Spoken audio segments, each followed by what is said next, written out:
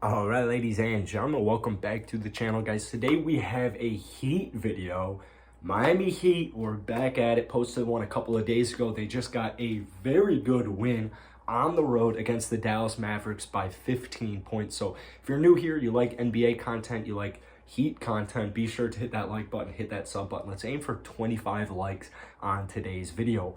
The Miami Heat are sleepers, and it's a weird time right now in the league because no team has played 10 games, so everyone's kind of sleeping on them. I mean, a lot of people know they had a very good offseason, but just the way they were bounced from the Milwaukee Bucks in last year's playoffs, it's just really left a sour taste in a lot of people's mouths. So I think a lot of people, like especially the NBA analysts, NBA media world, they view this Miami Heat team as last year, whereas they're a completely different team this year, not only because of the new pieces, but because of the health mainly. I mean, the Miami Heat were devastated by not only injuries, but also COVID last year. So Miami, they picked up a lot of good players in the offseason, particularly PJ Tucker and particularly Kyle Lowry, the two guys I want to emphasize, because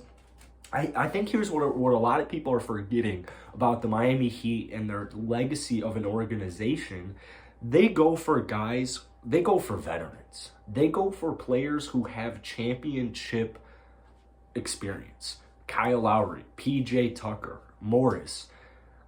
They've crafted this perfect blend of veterans who are going to carry the team and then young players who are coming into their own, guys like Max Struss, guys like, almost said Victor Oladipo, guys like Tyler Hero, that type of thing. Bam Adebayo is really inserting himself as a dominant big this year. Jimmy Butler leads the league in steals at the moment. So many people forgot about this just injury-riddled season last year, and they're a completely different team. Not only are they healthy, but they made some great additions, particularly in that veteran aspect that helps them win these types of games. Like, you're on the road, pretty big game. I know they were without KP, but pretty big game. You're playing a playoff team.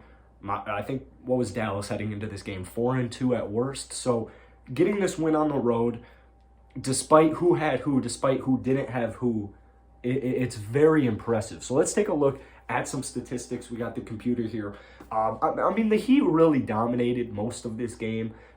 Every time I was watching it, I was never really thinking Dallas was going to sustain a comeback and win that game because of the performances by Tyler Hero, Kyle Lowry, and Jimmy Butler. But as a team, they shot 52%. Dallas only shot 44, but Dallas shot 33% from downtown, whereas Miami shot a very lethal 13 of 25 for over 50% shooting. Turnovers, now neither team really had a lot of turnovers.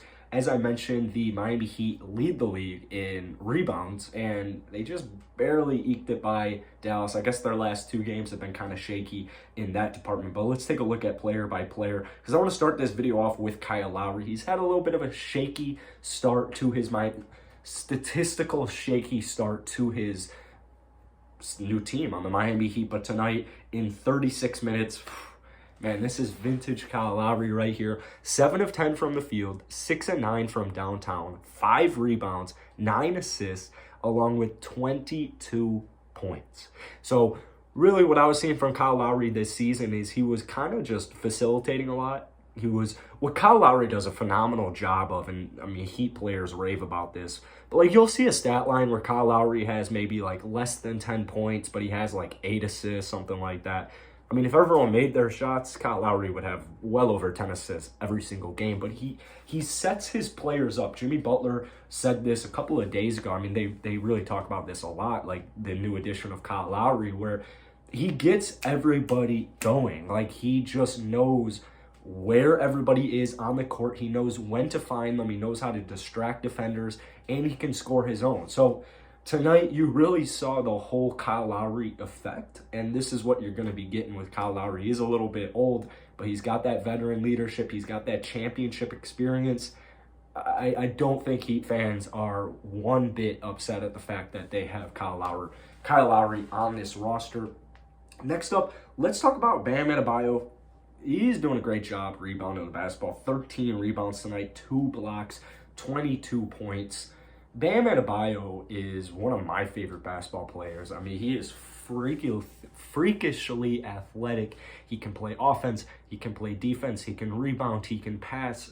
He is a man of all different skill sets, a very multifaceted guy. So Bam Adebayo, he is poised for a breakout season, especially with the new addition of Kyle Lowry, who's just going to be feeding him, and feeding him. Speaking of feeding, let's talk about Jimmy Butler. He had another great game tonight, 23 points, got to the free throw line 17 times, very aggressive. 6 rebounds, 6 assists for him, 3 steals, and a block with 23 points. If you're getting 20 points, so if you're getting 60 points from your big three, 20 from each, Kyle Lowry, Jimmy Butler, Bam Adebayo, the Heat bench, the Heat role players, they should be able to every single night, or at least over 90% of the time, find a way to win, just because all of your guys are producing. They're doing their job. They're doing what they need to do. And that's what you got tonight. Saw Dwayne Dedmon. I mean, I really wanted the Bulls to get Dwayne Dedmon. This man is consistent. I mean, he is as consistent as it gets for a backup big man. I mean, Dwayne Dedmon realistically could start on a couple of NBA teams. Tonight, 10 points, 5 rebounds. I mean, he is just, defensively, he's there. Offensively, he's there. What another great veteran pickup move by the Miami Heat, getting Dwayne Dedmon from my Chicago Bulls.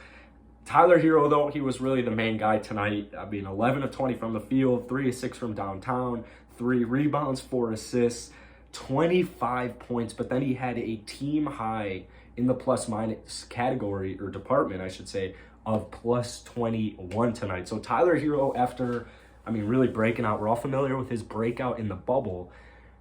Shaky season last year, but once again, I blame injuries, I blame COVID.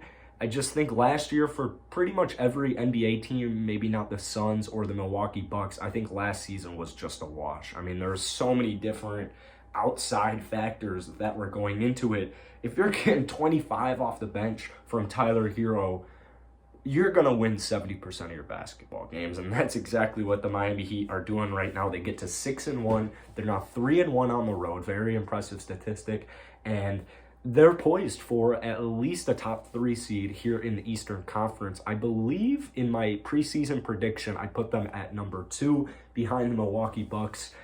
I can't wait to watch the Miami Heat play the Chicago Bulls. Like, I can't wait for the Heat to play the Bucks again. Like, the Eastern Conference is back, folks, and it's going to be a great year for not the NBA in general, but really the Eastern Conference, top to bottom. They all have either promising young players or they just have absolute studs, and the Miami Heat have a little bit of both. So if you enjoyed this video, be sure to hit that like button, hit that sub button. Once again, let's try and hit 25 likes on this video.